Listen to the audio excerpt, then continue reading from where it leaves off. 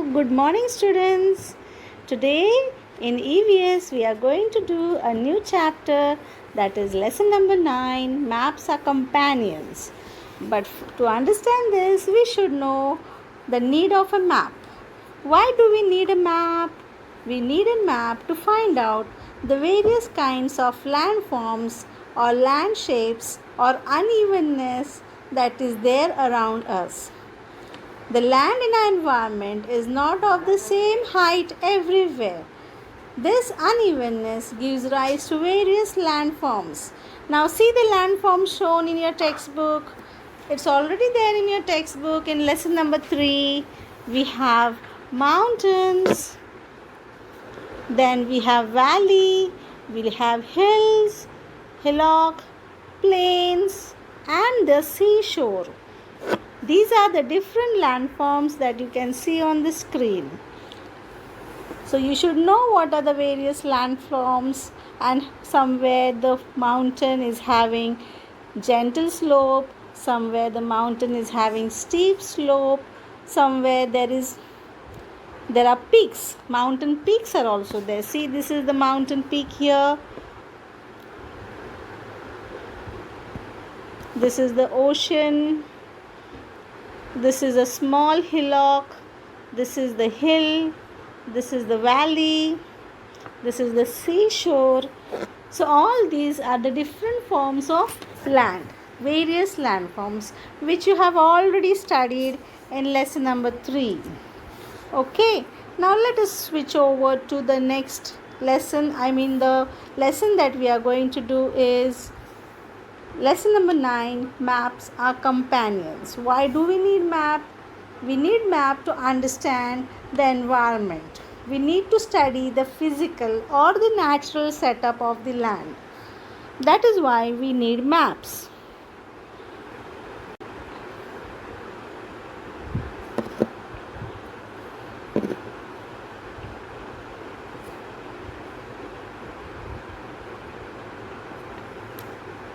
I am teacher Nutan. As you know, we are doing EVS part 1. Now let us come to page number 39.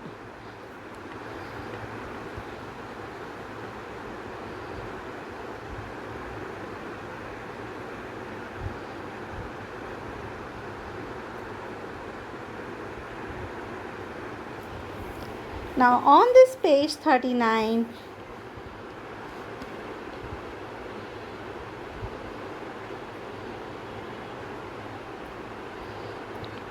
you have the chapter Maps are Companions.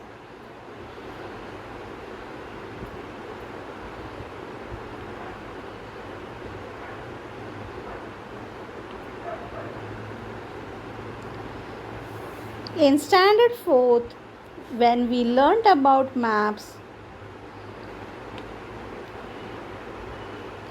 we saw maps which were 500 or 5000 years old map. See this paragraph. We have seen maps which were 5000 old maps. This means that man has felt the need to make maps since ancient times. At that time,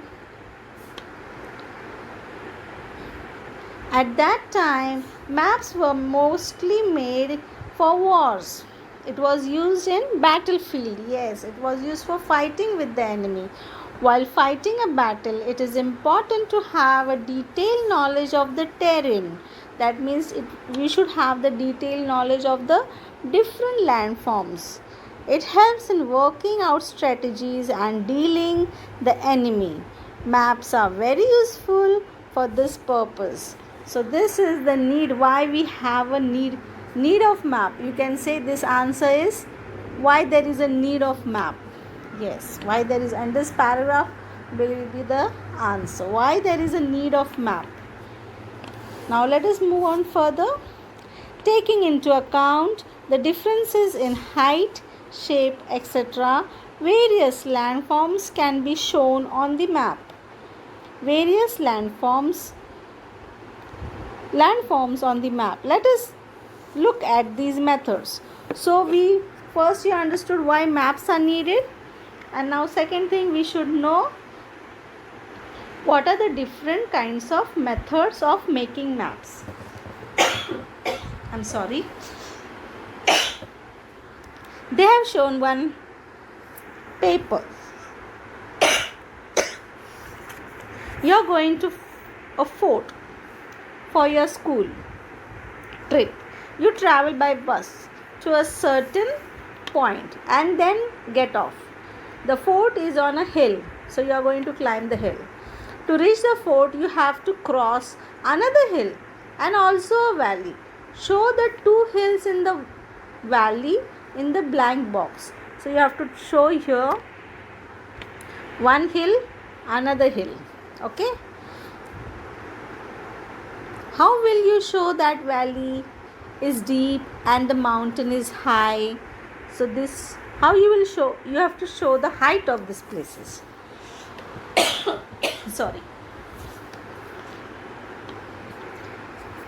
Now see the map that they have shown on the next page. Can you tell? This is the contour line method. Here the first method is the contour line method.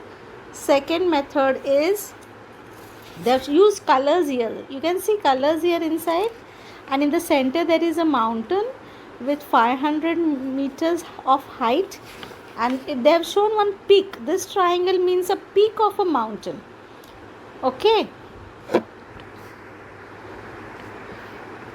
This is the peak of the mountain. Then they have also shown one colorful map down. This is the new method of making map. Digital elevation model. So this one, first one is the contour line method. Second one is layer tinting method. This method we use it in the textbook because you can show the different colors and the height in meters, and this is shown on the computers, digital elevation model. Now if you use this, it is helpful for the military operations, tourism, drawing up of mountaineering routes, in making regional development plans. So these are the three types of maps you can make. The first type of map is very simple. It is called as contour line method. Now if you enlarge this part and if you try to study it in detail, you'll come to know that the outermost line is having a height of 200 meters. Then you have a line which is 300 meters in height. That means this place is little higher than the 200 meters. And next is 400 meters. Then finally you have a mountain peak here which is 500 meters, peak of a mountain. So here it is 200 meters, here it is 300 meters, somewhere here you have 400 meters, and the peak of the mountain is 500 meters. You can use different colors to show that also.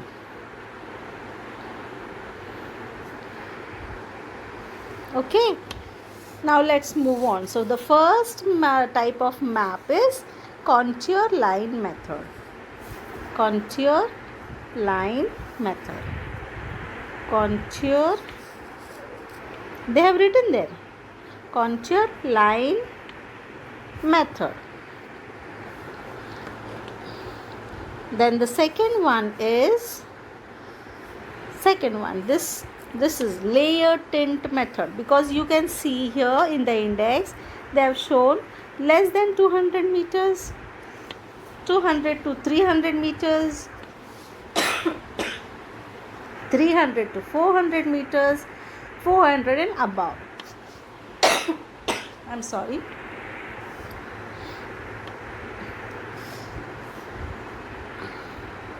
Here also in the center they have shown the peak of the mountain. This is the mountain peak. Layer tint method. This is layer tint method. Sorry. And this kind of map is digital elevation.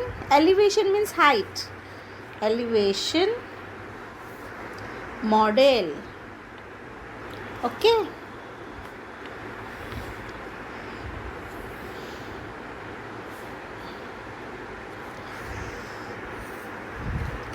And the detailed information is given on the next page.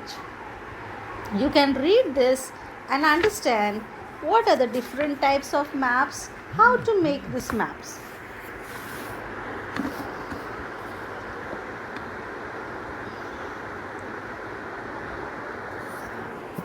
The first map that they have shown is contour line method. In this contour line method, as we have seen earlier, this method is used to show the unevenness. See this paragraph of landforms on map. The height of the land is measured from sea level. Next, points of the same height are identified. Their position is marked accurately on the map. These locations are joined with a line. Yes, it is joined with a line, and that is why it is called as contour line method. Such lines are called contour lines. See map A.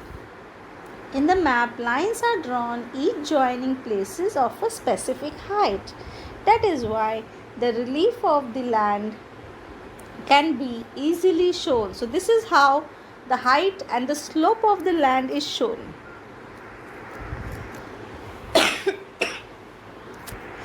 The first diagram is the cross section of a hill. That means the hill is cut from the top to bottom, and they have shown the slope, where it is gentle slope, where it is steep slope. All this is shown. The second type of map is layer tint method. Now in this layer tint method, they have shown you these layers, and you can draw this in your notebook. See, they have used different colors. In blue also they have shown different variations. Dark blue, then little darker, lighter blue, then light blue. So all this is shown the height of a particular place.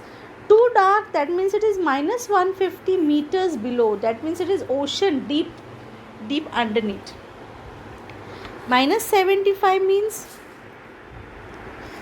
to 150 they have shown light blue. Then sky blue they have shown 0 to minus 75. And land they have shown in green color. See here, two greens are shown. Light green and dark green. And they have also shown you yellow color, then different layers here, different colors here, and more than 4,880 meters is a very toppest part of a mountain that they have shown plain white color. So these are the different colors that can be used for layer tint method. The method is based on contour lines. In this method, the spaces between contour line are filled with colors. Each color indicates a specific height.